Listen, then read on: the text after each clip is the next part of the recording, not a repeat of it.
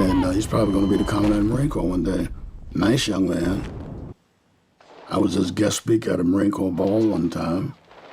So they called me out when they need me. I put my tuxedo on and try to hold my stomach in. I saw him the other day. But now we're passing the torch. Young people like yourself and the others, they give me a chance to say some things. And I appreciate that. I don't know if I can tell you in sequence, because you never ask an 87-year-old man to say something in sequence, because I'm going to be all over the place. You established the Gary and Dottie Capers Foundation. Yeah, I did. To help kids with Some are special gone now, and I thought I'd honor them by establishing a nonprofit organization. And I had some volunteers. Nobody's paid to do certain things and to raise money. Well, Dottie was there. We started with Gary, but Dottie was still alive. And we started this thing. And we bring people in, friends in, to raise money for the nonprofit. You know, there were a lot of homeless people in our town. Too many homeless people. So now we gotta feed them. And we did that. We moved some to our home. We brought the homeless in, and Dottie cooked for them, washed their clothes. Trying to help, just like I'd been helped. We don't forget those things. When that white family took me in and washed my clothes and gave me clothes and fed me, put me down at night so I could sleep, and stood watch over me as a black man, don't forget those things. It's a noble example of what America is, what it should be, and what it is. Not the way it always is. Where do people donate to that foundation? Their time. Sometimes they donated money. If somebody wanted to donate money, where would they donate? We have a website, and Kenyatta happens to be the president of it. He's the young man that came with me. He happens to be the president of the organization. Well, I'll tell you what, we'll put the link to the website in the description of this interview, so if anybody wants to donate, Bless your heart. they can do it. I knew you had a good heart. I knew you just weren't a mean guy. I knew that. It would help us because when the virus hit us, folks lost jobs and McDonald's closed. And I remember when a couple of my guys came to my house and said, Major, we lost a McDonald's here. I said, well, yeah, that's okay, but I don't eat at McDonald's anyway. But they told me that one of the ladies there, who had a couple of children, didn't have a job, and her rent was due. She was going to get evicted. So then they brought her to the house. Nice young lady. I said, how much do you need? She said, well, I need about $2,000. I didn't discuss it. Give her $2,000 on the spot.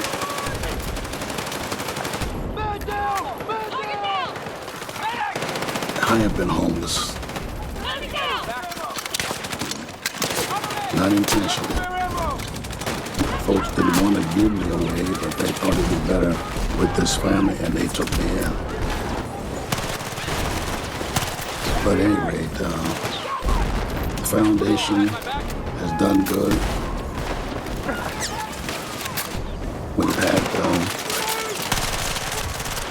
We have a young lady named Ashley Casano. She did the documentary for us. I don't know if you've ever seen that documentary. And other folks have jumped in to try to help to raise money for the homeless, not for me. The government gives me a check every month. They pay me a lot of money for the Purple Hearts I have. A lot, but, I have 5 Purple Hearts. I can only get 3 here. I got so many damn times when I got to the hospital, they found holes that they hadn't told me about. Back of my legs. And I said, what the hell that happened? But there's so many firefights, and you're wounded, but you don't go to the hospital. The corpsman patches you up. No, you're not gonna. Yeah. But you need to be there with your troops. Always with your troops. I did that. I'm an 87-year-old man now, and I'm telling stories that happened years ago. Nobody gives a damn anymore. Only 2% of our country joins the military. Oh, I think a lot of people are gonna give a damn about this one. So, been a little tough for the old man. Been a little tough. And he told me I was coming on your show.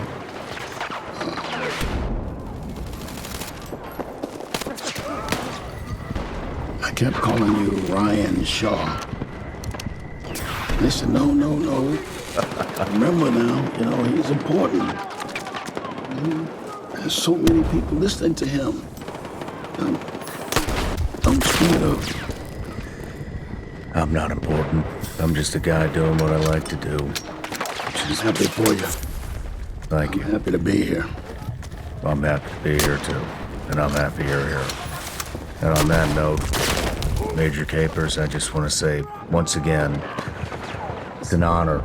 Thank you. To interview you and to get your story out. And God bless Dottie and Gary. God really bless you. That. And I really hope your Silver Star gets upgraded to a Medal of Honor. Be nice.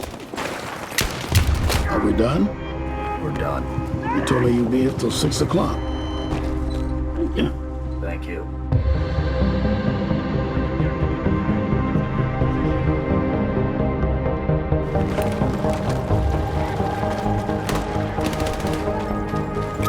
No matter where you're watching Sean Ryan Show from, if you get anything out of this, please like, comment, subscribe, and most importantly, share this everywhere you possibly can. And if you're feeling extra generous, please leave us a review on Apple and Spotify podcasts. Bloomberg surveillance. The Fed decides. Tom Keene and Lisa Abramowitz live from World Headquarters in New York straight ahead. I'll meet you back here on the late edition of Balance of Power. That starts at 5 p.m. Eastern Time as we try to keep the beat on politics here in Washington with a big decision on rates straight ahead. Stay with us only on Bloomberg TV and radio.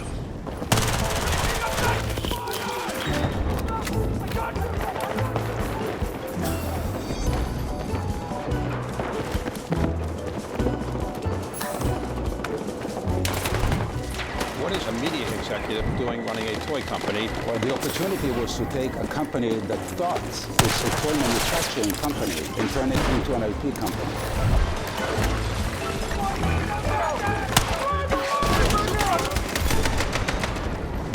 Good afternoon. Live from New York City for our audience worldwide. Bloomberg's The Fed Decides. This is a special edition of Bloomberg Surveillance with Jonathan Farrow, Lisa Abramowitz, and Tom Keene. Bloomberg Surveillance. The Fed Decides.